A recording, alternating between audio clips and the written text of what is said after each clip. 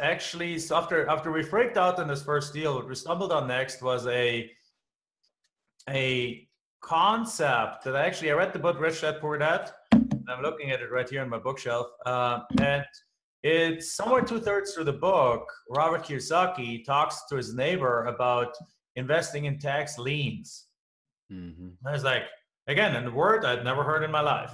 So it's like, what is a tax lien? And what's the deal with that? So we started looking into tax liens and started realizing that Arizona, where we live, is a tax lien state. So we went down to the county and bought some tax liens and bought, like, I don't know, a couple $1,000s worth of tax liens. And we realized that 3 weeks later, they were all redeemed. So the owners paid their back taxes back. And then we got like $3.72 in interest. And we're like, okay, that's not really the way to go for us either, because in tax liens, if you understand how it works, somebody stops paying the property taxes, and the state, instead of selling the property, which California and Florida and other states do, Texas and so on, they do that.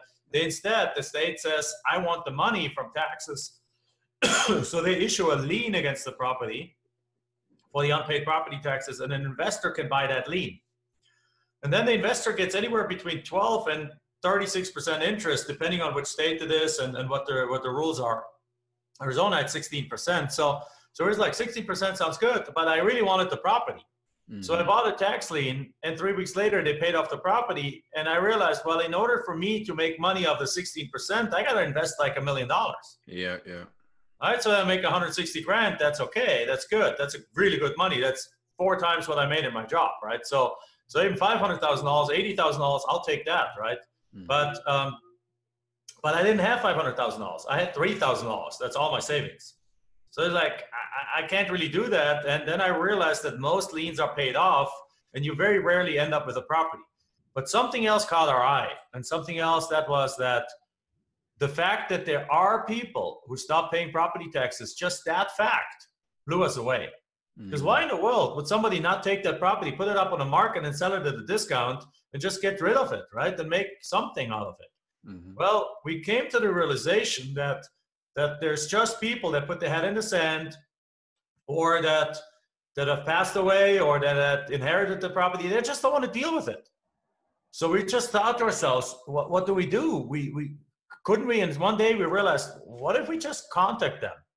What if we don't attend the auction? Because if what we really want is the property, what if instead of not attending the auction, instead of attending the auction, where there's a bunch of competition and everything, why don't we just send them a letter? So we drew up a letter and we sent it out 900 times, and we got like 1 response. And that guy ended up owing more property taxes than the property was even worth. Wow. We're like, okay, well, but that gave us actually hope, because at least they responded. But then we tweaked the letter and tweaked the letter and tweaked the letter and tried it again and again. And all of a sudden we got it right. And we sent out 400 letters, and we got something like 40 people calling us back. Wow. And you know what? 40 people called us back, and 40 of them owned land.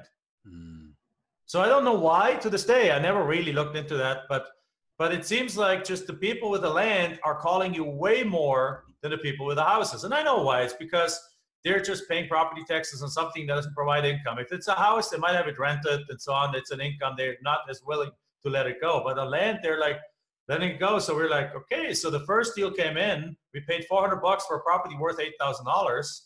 And we was a guy, he just wanted to move away. He just got divorced. He didn't want to leave anything behind, like kind of like garage sale mentality. And it just like, if you guys want to have the property, just make me an offer. And we're like, okay, well, in order to be really safe, because we didn't know what to do with land, right?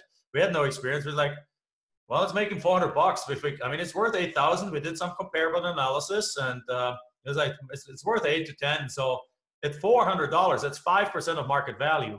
I mean, the worst case scenario is somebody's going to offer us $1,000 for it, right? At least we make our money back. So we made a $400 offer, and we literally sold it to the neighbor across the street that same day for $4,000. Wow. And we're like,